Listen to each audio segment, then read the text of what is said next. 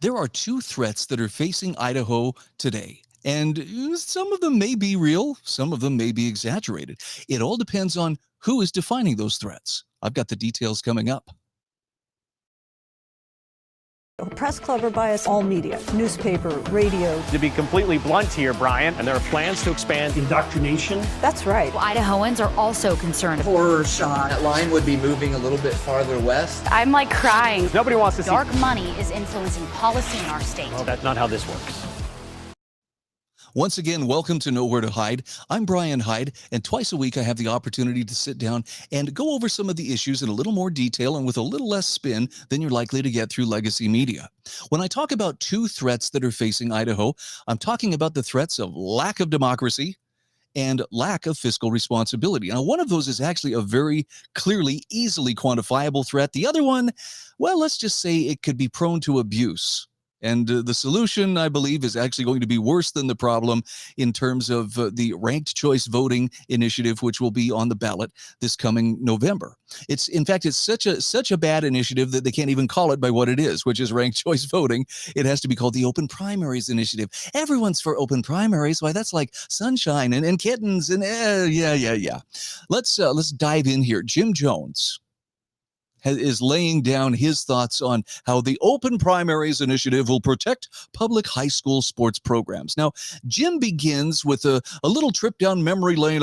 Yes, remember the days when the Valley Vikings would have a football game and people would come from far and wide. And yes, why, people of all stripes would be there arm in arm, cheering on the kids, brought together by the blessing of public schools. And look, I'm not denying that those get-togethers, a nice, cool night watching high school football, that's a great treat. But can we stop pretending like it's this wonderful blessing from the political class and that somehow if we don't institute ranked choice voting, it's all going to be taken away from us? Here's how Jim connects the dots. He says the Open Primaries Initiative, which again is ranked choice voting, will allow what he calls reasonable Republicans, most of whom support our public schools, and oppose what he calls school voucher giveaways, that means school choice, to have an even chance of winning election to office. Well, why can't they win it right now?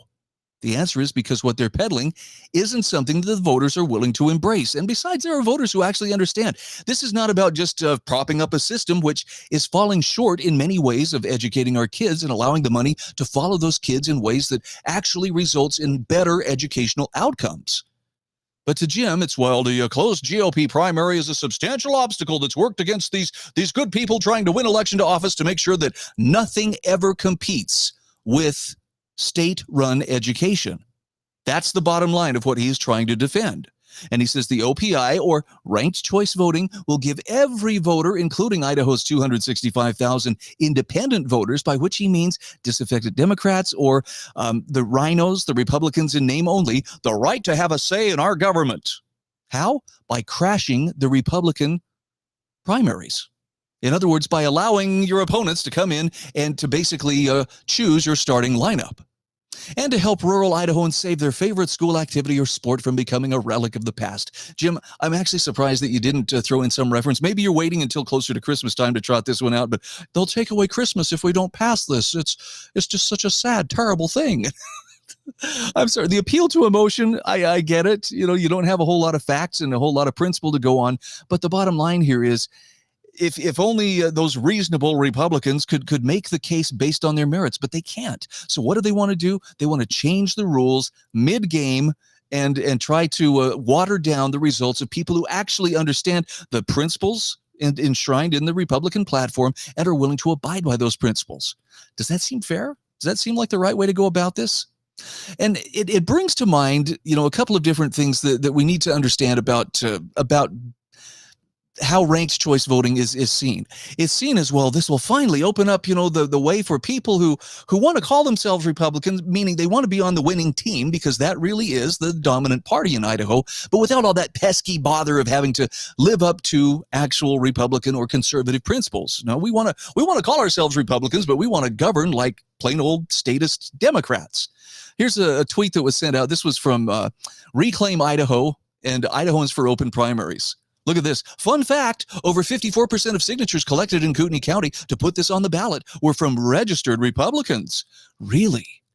I've got to give a hat tip, by the way, to Dustin Hurst for calling this BS out just as quickly as he could. Registered Republicans, right. Crossover voters. And the funny thing about it is many of them bragged about it. They openly said, yeah, I'm going to wink, wink, I'm going to vote Republican, knowing full well that that's not what they stand for. That's not even what they want to represent. They just want to gum up the system so that they can, save us from those unreasonable Republicans. Do you remember what unreasonable Republicans once looked like? Here's just a little reminder. It's an artist's depiction, but I believe that there was a time where, taking your family to church, gathering with your friends and neighbors and having a barbecue, enjoying family time together, praying over your meals. The thing I notice here is that religion wasn't seen as some kind of a horrible curse and, only extremists would even think of having that sort of an approach to life. That was the norm. But now the reasonable Republicans seem to be the same ones who want to relegate that to the ash heap of history and to put in, let's just say, a little more woke slant on what religion is supposed to be. By the way, there's always talk of democracy. Well, we're just trying to protect democracy, and that's really what it's all about. Ryan McMakin with the Mises Institute, I thought, had a really instructive take on democracy and how that term is used as kind of a catch-all for things we like and things we don't like. He says the Democratic Party, and he's talking about the national level here, the Democratic Party's efforts to circumvent the primary process are quite remarkable for a ruling coalition that lectured the public endlessly in 2020 about how Donald Trump was allegedly a threat to democracy and how democracy is on the ballot. Yet he says this is what we've come to expect from political elites who use the term democracy as a propaganda term. And for these people, the term has no objective meaning. It just means something we like. Anti-democratic, in contrast, means something we don't like. But there's even a deeper way to look at this, and that is, it's used as a propaganda term can be seen in the way that democracy is used in the same way as revolutionary by Marxist regimes. Now, in such cases, revolutionary is code for in favor of the ruling elites and something we like. AOC would understand this perfectly. Similarly, the opposite of democracy in a Marxist regime is counter-revolutionary or bourgeois. Those terms were essentially code for against the ruling party or things we don't like. But such terms have no actual content in the usual sense of a word. And this is something you ought to take to the bank here. The term democracy simply means good, and not democratic means evil. And that's how it's being used here. So when they tell you, well, open primaries is going to result in more democracy, it's going to result in more policies, more progressive policies, things that we and the ruling elite like, as opposed to conservative policies that limit government, that keep it responsive, and most importantly, keep it out of your life and out of your way so that you can make the most of your pursuit of happiness. Speaking of your pursuit of happiness, one of the things that stands in the way of that is taxes and spending. And this is something where the state has a real issue in that there's a lot of pretend about how, well, look, we're very fiscally responsible. But as Fred Birnbaum from the Idaho Freedom Foundation points out, a lot of this is posturing. And it's time for the behavior to match the posturing and the reality of posturing to match reality, rather, when it comes to the legislature's fiscal behavior. They need to cut spending. And here's how Fred describes it. He says, like most states, Idaho's new fiscal year started July 1st of 2024. Now, it might sound a bit confusing to split the fiscal year over 2 calendar years, but it allows the legislature to come to session in January, make adjustments to the current budget, and then approve the budget for the next year within 3 months. The problem with this process, he says, is that it gives the governor a major head start in the budget development process. The governor's early January State of the State address boils down to, here's what I want you to approve, now go do it. And this approach has not worked out very well for fiscal conservatives. So the legislature needs to grab the budget reins come January 2025. Fred talks about how between state fiscal years 2020 and 2025, total original appropriations increased by 55%. Now that means from $8.96 billion to $13.98 billion. And although the federal fiscal years don't coincide with Idaho's, if we compare the 5-year pre-COVID to post-COVID growth from federal fiscal year 19 to fiscal year 24, the federal budget is up 56%. It's basically the same percentage increase. So it's entirely fair to point out that Idaho is balancing its budget with federal funds that are increasingly borrowed and will have to be paid back. Approximately 37% of Idaho's spending in the fiscal year 25 appropriation comes from federal funds. Now, Fred also points out that the Legislative Budget Committee, the Joint Finance Appropriation Committee, or JFAC, worked hard to implement a promising new budget process, but it hasn't saved money yet. So while we remain hopeful that separating the appropriations into maintenance budgets that maintain current operations and enhancements that add new line items, that's a good concept, keeping those separate, but it needs a legislative push. So what kind of a push?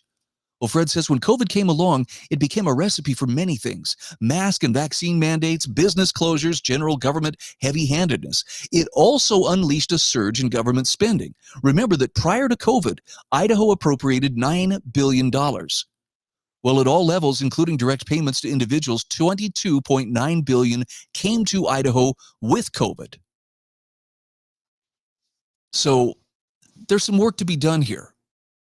He says, and while we're no longer required to wear masks, it appears the appetite for big spending hasn't diminished. Some might argue that the appropriation increases included a lot of one-time spending as COVID funds flooded government coffers. But if we review the ongoing state spending using state general and dedicated funds, we actually get a pretty clear picture of the transformation. From fiscal year 2020 to 2025, the base or ongoing spending increased 42%.